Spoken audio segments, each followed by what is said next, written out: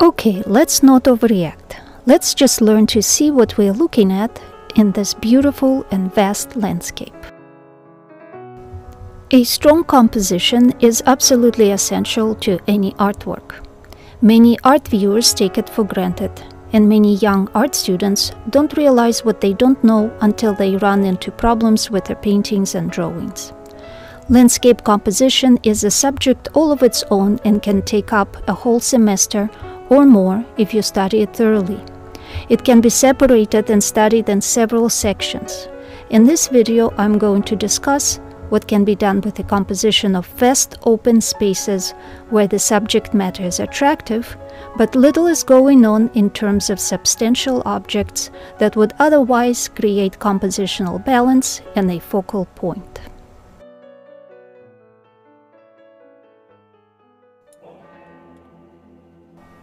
One of the masters of such composition was a Russian painter, Isaac Levitan. Born in 1860 to an educated but poor Jewish family, and having lost both of his parents while in his teen years, Isaac's artistic talent was noticed and appreciated. He received a scholarship and was able to continue his studies despite poverty and political distrust of the Jews. I would like to note here that Isaac Levitan and I have a few things in common. We were born in the same area, today's Lithuania, only almost 1 century apart. We both attended an art school in Moscow. We were looking at the same countryside growing up, same forests, rivers, fields and villages that haven't changed at all for hundreds of years.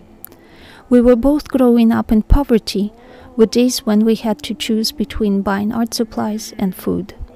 Times when we didn't know if we would have a meal tomorrow.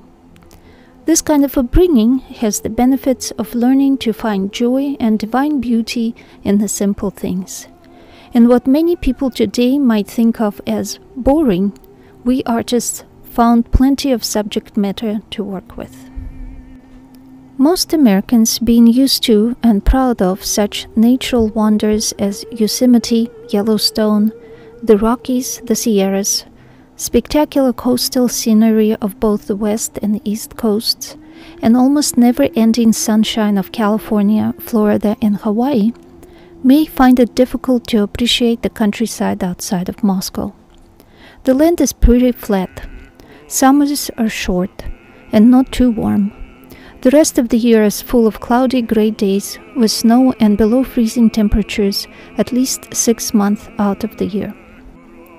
When driving through the countryside, the view goes like this. Forest, field, a village with a church. Forest, field, a village with a church. More forests, fields, and villages with churches, and every so often a river meandering through. When I was an art student, my grandfather asked me to paint the view outside of our country house. I looked at the field and the forest beyond it and said to myself, there is no interesting focal point, nothing to break up the monotony but that one birch tree among all the pines. I tried, but my painting was a disaster. It took me many years to be able to see what I was looking at, to see a pattern and rhythm in the repetitious landscape, and to fine-tune my palette so that my colors complemented each other. For some time, I simply avoided painting such landscapes.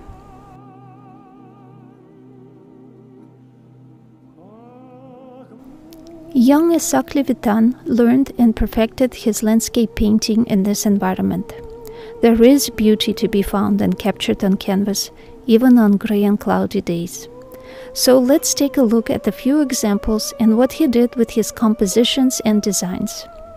Then I will talk about what we can do with what we have today.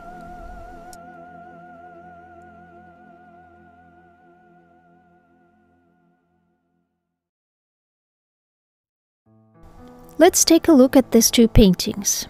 The view in both is a flat field with a forested area in the distance portrayed on a cloudy day. So one of the challenges here was the absence of strong light-to-shadow contrasts. There is a slight indication of some slope among the trees. Knowing how the Russian countryside is, there is probably a small river that runs down there. I say this for those of you who may live and paint in a similar area. This might be a good example for your next study. Both works were painted in the same year, so I wouldn't be surprised if they were created in the same general location. So what did Levitan do here to keep our attention? If the land is flat or nearly flat, all objects will follow horizontally, and all you can do with this composition is to arrange them more or less like stripes. Use tasteful color combination and visibly interesting brushwork. Stripe patterns are the first ones I learned in my composition class back in Moscow. Practicing arranging stripes of different widths, colors, and values is helpful not only for various design professions, but for this very type of landscape painting. Here I made an example of such stripes to illustrate what I mean. These stripes and their values become more apparent if we remove all color from these paintings and just look at the light and dark patterns. In both paintings, Levitan used the darkest cool grayish-blue value to represent the forest. He placed it at and just above the horizontal center of his composition. This stripe divided the composition in an unequal way. Because nothing in nature is exactly the same, we tend to see irregularities and asymmetry as natural. We see even lines, symmetry, and equal sizes of shapes as man-made and artificial. Avoiding placement of your masses right on the center is rule number 1 in a landscape composition. If you look at the landmass overall, it takes a larger portion of the vertical composition space, and less space is dedicated to the sky. In both paintings, Levitan used the lightest values for his gray skies full of clouds. They're aiding in the feeling of vastness because the clouds go on much farther than the forest that we can see. In gray day, the clouds are not attracting attention. In noon, the clouds are further divided into lighter, warmer, and darker, cooler areas. Take a look at the basic idea represented by stripes. At no point do the clouds divide the sky portion into 2 equal parts. And the interesting break in the cloud's edge is placed near the vertical center as it echoes in the heavier forested area just below it. This creates a denser and heavier shape for our eyes to hold on to while looking at this painting. It helps to draw us in. Considering how little was going on in the real landscape, Levitan still found something to make a painting happen. The overall fragmented and irregular line dividing the clouds that are lit by the sun and those that are in the shade is sloping to the right. As we know, the clouds are constantly moving, and I'm sure that Levitan had to make a decision on exactly what shape of clouds to capture here. And the sloping irregular line gives us the feeling of clouds, slow and gentle movement. In gray day, he added harmonious, delicate shades of yellow and orange for the midground of the field and gave it the most space. The wild flowers and dry, bleached tree stumps form an irregular pattern and are adding interest to the area of the field. However, in noon, Levitan minimized any details in the field and rather delicately played with shades and hues of its greenery. This adds to the feeling of wide open space in front of you, as if you were somewhat hovering over it. In noon, it is the clouds that got a pattern in them. In gray day, the more detailed treatment of the foreground helps us feel grounded, as if we are about to walk through this thick, waist-tall growth. Let's take a look at some of the design elements in gray day. The majority of greener plant growth, forms somewhat of a shallow arch, leading us in toward that gentle slope in the forested area near the center of the composition. Then look how forest and field edges, plus some plants, line up to point our eyes toward the same point near the center. This is what keeps our eyes' attention in the seemingly simple painting. These two landscapes were very likely created by Levitan as en plein air studies or visual journal notes on composition and color combinations for a certain mood. This could serve as the beginnings upon which to build and develop more complicated compositions in the future, but they can also stand on their own as they are now. To a young plein air painter, they may serve as a first step to seeing the landscape through an eye of an artist. Let's take a quick look at a few more paintings and their compositions. Here's Autumn Leaves in its abstract composition representation. See how more dense, busy, and colorful part of the painting is the lesser of two parts, and it takes up the upper portion of the painting. It functions like an eye stopper. Our eye bounces around as we look at the scattered colorful leaves. Then we bump into the more dense mass of them. As we study the patterns formed by their colors, none lead us out of the painting. So our eyes return back to the scattered leaves. The bottom edge of the painting has some leaves closer together. This too acts as a lighter eye stopper. Then a few strategically placed leaves on the right and left edges, even though some of them go off the page and out of the composition, complete an irregular circle within which our eyes move, keeping us from wandering away. So do the leaves near the center, with that one little reddish leaf as a kind of bullseye, or a cherry on top if you like. Also, I would like to point out how the abstract representation of this painting and the two I already analyzed look like some kind of contemporary abstract artwork. I will address it later. Meanwhile, pay attention to this fact as I analyze more paintings by Levitan. Now let's take a look at the painting as a whole and see how Levitan connected the upper, denser and darker portion to the lower, lighter portion of his composition. You may have noticed that the patterns formed by the redder and darker leaves in the denser portion seem to follow the same circular motion as the scattered leaves below. It isn't very obvious and it doesn't draw too much attention, but it is there, keeping our attention even if we don't notice it. The harmonious colors help a lot, no doubt. If they weren't pleasant to look at and caused a visual conflict, this composition wouldn't keep our attention here. So next fall, try painting some studies of fallen leaves with this information in mind. You can also turn this composition upside down and get a feeling of standing among bunches of fallen leaves and a clearing ahead of you. As long as you keep those leaves near the top edge, forming a lighter density mass to stop the eye from walking out of the painting, it will work. My next example is Mediterranean seacoast. Again, a very simple subject matter when it comes to composition. Crashing waves are usually more of a challenge to draw and capture the right colors and values. If you're practicing painting waves and don't want to worry about your composition too much, try this one. Think of it as stripes of various widths and colors. See how this waves painting translates into stripes. If you saw this pattern on the sweater or home decor item, wouldn't you like it? Many would. In many ways, it is similar to the gray day. Here, Levitan took the darker stripe and placed it at the bottom. Proportionally, it is about the same as the forested area in Gray Day.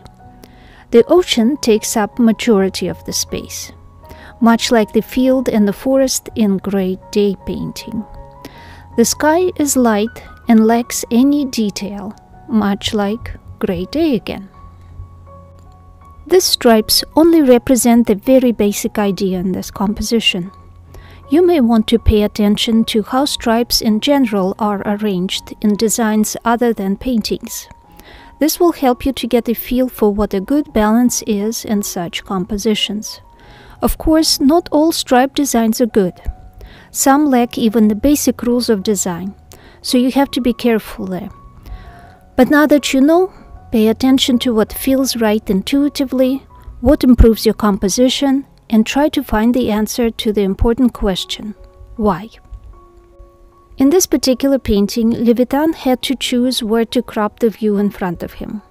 He could have raised the horizon line higher and shown less sky, and more of the darker wet sand. He could have lowered the horizon line and included more sky and hardly any wet sand. He could have zoomed out or zoomed in on the waves. But he chose this one and made it work in design and color. First, our attention is grabbed by the turning wave and white foam placed on the second stripe near the center. The eye bounces between white foam near the wet sand and the white caps as they go out into the sea. The hazy horizon and grayish foggy sky act as the view stopper. This type of lack of detail in the amount of space it occupies in this particular composition has that effect on our perception, sending us back to look at the waves again. You might think of it as busy, busy, busy, rest, busy, busy, busy, rest type of pattern. How do we get to feel the space in front of us? As the waves get closer together and become obscured by the mist, the aerial perspective is achieved. And the cherry on top is that soaring seagull. Interesting placement, isn't it? The bird is not near either horizontal or vertical centers, meaning the painting is not about the bird, but it is placed at the horizon line, which sends a message that the seagull is coming out of the sky, leaving one realm and entering the other. This strategic placement also helps us feel that mist, with the horizon being obscure and the seagull being more sharp and contrasting against the misty background. The body shape and angle of the wings tell us that the seagull is heading into the view and will be passing in front of us for a length of time. He might even land on the wet sand and look for seafood. We don't know what will happen, but we know something will. It is a positive feeling about the future, something to look forward to. The lesson here is, an action like a flying bird is a good way to add interest to your otherwise simple and repetitive composition. However, definitely don't place it as if it is exiting the painting. Unless, of course, you mean to send that kind of message to your viewer, like you people are too late for the show. For my next review, I present you with another great day, this time on a lake. I warned you about it. We have lots of great days in Russia. The good thing about them is you can see values better, and the color doesn't distract you from them as it might on a sunny day. When I was struggling with my first landscapes, I found that late afternoons with backlit views and very hazy, almost foggy days were much easier to visually process and capture on plein air. If you find yourself in such a situation, I would advise you to paint a lot of landscape studies on gray days until you feel that you're grasping the idea and are ready to move on to working with more and more sunshine and sunrise and sunset light. Remember how earlier I told you can turn your stripe composition upside down? Take a look at this painting upside down and see how it compares to, first, gray day,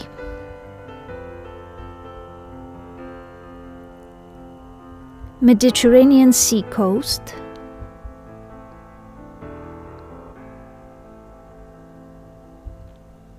and autumn leaves.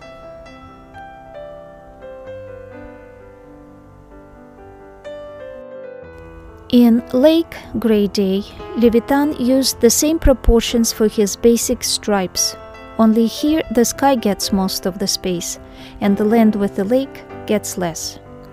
The stripe representing the bank of the lake is the darkest and least of all in proportions.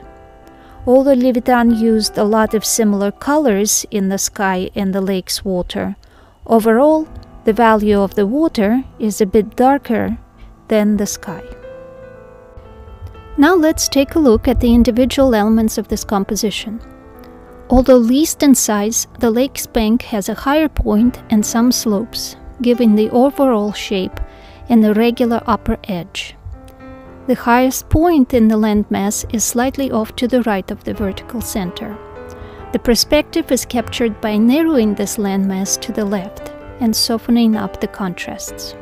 The choppy water surface, the shapes of clouds, and the reeds in the foreground all suggest movement and windy conditions. Look at how so many clouds seem to follow diagonally, so do the reeds in the foreground. Also, the clouds follow a linear perspective. All this contributes to the feeling of the three-dimensionality of the scene. The choppy water draws less attention. It helps us feel the wind, but doesn't have strong contrasts, much like the sky in gray day, Mediterranean seacoast, and the green field in noon. Our eyes keep studying the clouds, occasionally moving to the reeds and the water, especially where the bright cloud is reflecting. The reeds are somewhat counterbalanced by that large cloud in its subtle reflection. That's what keeps us here.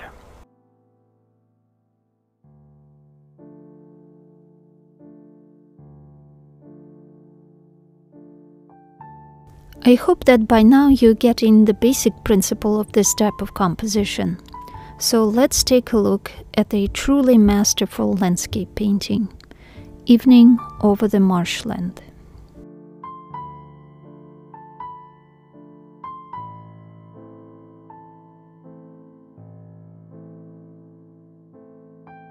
Marshes, wetlands, swamps, and bogs, Russia is full of them. Russian folklore is full of stories about evil spirits that dwell in their depths.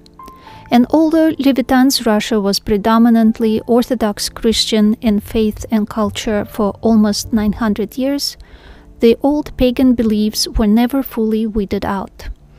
Growing up with such stories has an effect on one's visual and spiritual perception of the surroundings. Levitan's landscapes are masterful not only due to his painting skills, but because of how he captures the spiritual essence of the land. This painting is beautiful. The colors and contrasts are subtle, aiding in the feeling of atmospheric perspective and mood. You feel the quiet stillness, but couple that with the evil spirits that may lurk in the depths of this marshland, and walking straight ahead is not a pleasant thought. Yet the scene is inviting. We are drawn to the meditation-like experience that makes us want to stay, be still, and contemplate existence.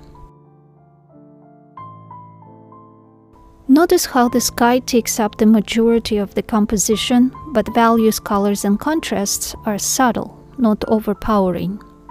The marshland doesn't have any large features, but rather this space is filled with irregular patterns formed by clumps of reeds, a fallen shrub, and pools of water. Several types of clouds suggest a change in the weather, and the cumulus clouds near the horizon make us wonder whether a possible thunderstorm is coming or going. You might think Levitan simply copied the landscape in front of him. No, Levitan carefully observed the view, contemplated on what to include, what to leave out, how to best portray the sporadic vegetation and pools of water, how to group them without making it look predictable and yet give balance to the painting. He probably did sketches and studies on location before painting this work in his studio. In the distance, a small house and a barn make you wonder about who would live here, but it seems that near the horizon on the left is a forested area, perhaps with a village, so this place is not totally desolate. As our eyes enter this painting, we hover over the marsh from clump to clump, from pool to pool, past the house and into a vast open sky, where we can fly from cloud to cloud, bask in the last warm glow of the sun, and come back to the ground to pay more attention to what's going on here. What do the reeds look like? What is reflecting in the water? And so on. This approach to the composition may be implemented in depictions of the desert, fields of wildflowers, in any flat, wide, open space.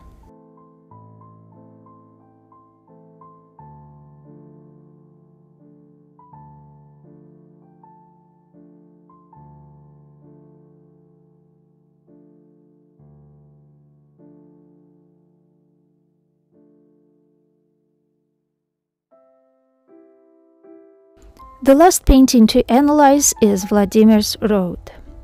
This masterful painting is extra helpful to young artists because one of Levitan's studies for it was preserved. The study shows us some of Levitan's thinking process, which perhaps will somewhat demystify any preconceived notions you may have about painting.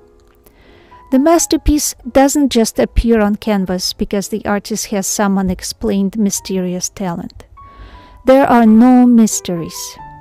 The talent is in the artist's obsession with creating something just right, therefore making the effort to master the subject matter through careful observation and understanding of natural beauty and aesthetics, while taking as much time as necessary to develop the artistic skills by practicing patiently. The study for Vladimir's Road is helpful to us because it represents the view that inspired Levitan in a way that is more true to life. It shows his first impression and feels more like documenting the view than giving it an artistic representation. The final painting is the result of contemplation and processing of that initial impression. A side-by-side comparison reveals that the initial study was created with different proportions. Not only the study is quite a bit wider than it is high, but more space is dedicated to the land and the road. The sky with clouds is less conspicuous and occupies less space. Note how in the study the road looks much more raw and not graceful. It is not unusual for artists to concentrate on one or two aspects of the scene at a time while working on plein air in preparation for a larger work. In this study, Levitan captured the values and the general idea of what the road and the composition would look like in the final painting. The color difference is very apparent as well. This may or may not be due to the aging of the medium, so I wouldn't judge this part until I found out more information on it. However, the correct values are there, just like in the final work. Let's look at other similarities. In both works, the road follows the same direction, disappearing into the horizon at the point that is slightly to the right of the vertical center. Both works capture footpaths, a small path crossing the road, an undulation that interrupts the road's flowing lines, as well as distant shrubs, trees, faraway forest, and a cloudy sky. From the study, we can see that Levitan decided on proportions of about 1 high to 1.5 wide, or 2 to 3, as opposed to the study's proportions. He chose to lower the horizon line while maintaining the same amount of details as in the study. This emphasized foreshortening gives more depth to this landscape and the appearance of a greater distance lying ahead. Levitan also organized and tightened up his trees and shrubs to work as one thin stripe between the land and the sky. He enlarged some shrubs on the left to echo the trees in the distance and to form another less conspicuous perspective line. In the study, Levitan captured the figures of 2 women, who while traveling on foot, stopped to honor and pray by the Golubets, a small wooden structure that displays a Russian Orthodox icon or a crucifix. Such displays were found throughout Russia, along roads, trails, remote and populated locations. In the final painting, Levitan placed these Golubets and only one figure closer to the center on the right and wisely made them smaller in proportion to the height of his composition. This makes them appear farther away and aids in the feeling of overall vastness of this landscape. He also added or made more visible the ditch, which in turn emphasizes the gentle undulation of the ground on the right. There are several lines that our eyes follow to a distant point at the horizon. Some are more obvious, and some are less conspicuous. Even clouds participate in this visual effect to some degree. What I find particularly interesting is that of all the works we looked at, and even compared to many of other Levitan's works, this one is so simple in composition, yet so effective in artistic and spiritual messaging.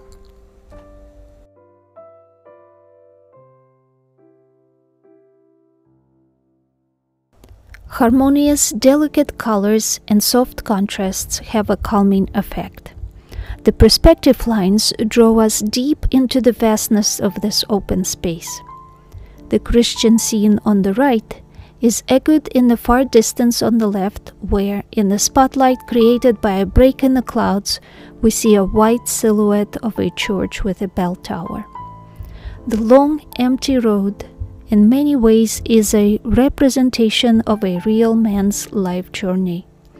A man who finds himself alone, facing what life dealt him without resentment and bitterness, but with love and gratitude. Vladimir's Road was created at the time when Levitan and anyone of Jewish roots were banned from living in Moscow. Vladimir's Road, the road itself, was famous in Levitan's days. It was the road one traveled on from Moscow to all places east. Farther east lies Siberia. Many convicts and political prisoners in the first half of the 19th century traveled this road on foot to their exile and work prisons in the vast regions of Siberia. Journeys of thousands of miles long during brutally cold and long Russian winters. Levitan and most intellectuals of his time were painfully aware of this fact. The painting became a subject of rave reviews almost right away.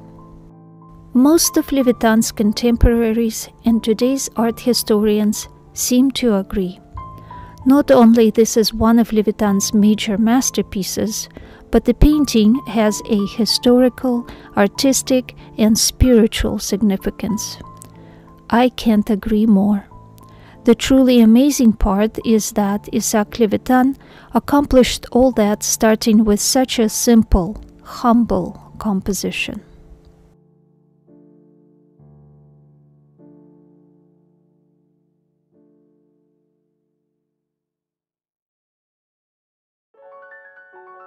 Now let's see what we can do today. First, I have already mentioned the abstract aspect of the composition and how helpful it is to reduce the landscape to stripes in the initial stages. Thinking and seeing abstractly may take practice, but it is a must for any art student. Remember how autumn leaves reduced to a geometric design looked like an abstract artwork? A masterful artwork has its beginning in a well-conceived abstract, but it doesn't stop there. It goes further and further, developing several elements of the composition. Some artists do it more intuitively, some have to learn about it, but it is not to be overlooked or disregarded. This aspect simply becomes a bit more apparent in artwork such as a painting of a vast open space. Reducing the objects you're about to portray to their simplified geometric forms helps you find and set the balance of your composition from the start. And since the vast open space of a landscape has so few shapes to work with, representing it by stripes of pleasing balanced proportions will be key to your composition's success.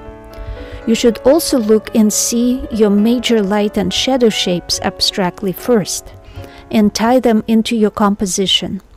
either into the initial stripes or as design details within the stripes. Next, we have to practice, practice, and practice. As a new art student, you should get used to the process of copying the artwork of the masters. Visiting a museum to sketch from actual paintings would be ideal, but if you don't have that opportunity, make it simple. Find images online and sketch them on a small scale in pencil and watercolor. Black and white sketches and graphite will train you on seeing patterns and proportions of values. Color sketches will take you even further. Start with what you think is the simplest painting by a master and try to copy it. Gradually increase the level of complexity and build up your skill. Try limiting the amount of time you spend on each sketch to 20 or 30 minutes. This will force you to reduce your sketch to abstract shapes and copy the main elements rather than get distracted by details. And how, you may ask, do I start such a sketch? You start by analyzing the reference artwork. Since I already explained Vladimir's road, I'll use it as an example. First, start with capturing the height to width proportions of the artwork. On a small scale, of course. Vladimir's road proportions were about 2 to 3, and that should be the boundaries of your sketch. The second step is to reduce it to the simplest abstract representing the sky space and the land mass. Simply look at the proportions of the height of the sky mass to the height of the land mass and the relationship to the horizontal center. The third step is to look for balance in this composition in comparison to the intersection of the horizontal and vertical centers. Reducing the objects to their abstract representations, look for what shapes and values are placed in what relation to each other and the center, and copy that to your sketch. In Vladimir's road, the abstract representation is best described by straight lines heading toward a set of points closely positioned right of center on the horizon line, and the line that represents the undulation that interrupts those lines is just in the right area. These 3 steps alone, if captured correctly, will put you on a path to a successful, accurate sketch. Now you can start filling in the rest. At this point, you should be getting a sense of proportions. The tree line and shrubs obviously shouldn't be too big in comparison to the rest of the landscape. The straight lines can now be bent and curved, but maintain their original direction. The undulation can be emphasized. The woman's silhouette and the golubettes are so small that you can leave them out or add them at the very end. Because this video is about composition, I will not go into a detailed explanation of the color. Capturing the right values and the right relationship of values is what's most important, not the color itself. At least not in the beginning stages of this learning process. Once you can decently sketch it out and are no longer intimidated by drawing, go ahead and work on the color harmony and accuracy. Just remember not to get distracted or even seduced by the beauty of the colors you choose. Values are much more important at this stage of the learning process. Note the cloudy sky values compared to the landmass. Overall, the sky reads much lighter in value, and the land is overall darker. The only similar values are the worn-out sandy parts of the road and the bright parts of the clouds. Even the darkest shadows in the clouds are not darker than the grassy parts of the land. Be sure to capture this value relationship.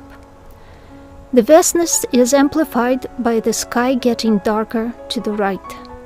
The sun to clouds distance across the sky creates this visual effect. You may want to note this in your color sketch because it is a valuable piece of knowledge. As you begin to fill your sketchbook with this kind of studies, start looking for a location that is similar to the one of the sketches and go ahead and try your own. Choose a view that is similar to what you copied in your sketches. Start with small sketches and grow into larger paintings over time. The last and important step is to know when to stop working on your creation. Don't overdevelop your paintings and drawings, as tempting as it may be. You should experiment with various amounts of development, but do learn when enough is enough. Keep in mind that the keys to success are careful observation, patient practicing, and being unafraid to fail. If you set the bar too high and expect a masterpiece from the start, you will be disappointed when your painting doesn't work out. So set small goals by saying to yourself something like this: this work will be a study of composition and abstract shapes only. This one, a study of values and colors. And in this one, I will attempt to put that knowledge together. No doubt you will have a lot more questions once you start this process. There is so much more you will learn by watching live demos by well-trained artists, by studying with one, and exposing your work to constructive critiques. If you like this video and would like to study drawing and painting in the traditions of the Russian Art Academy, visit my website elenaroche.com to check for workshops and contact me to submit your artwork for a critique.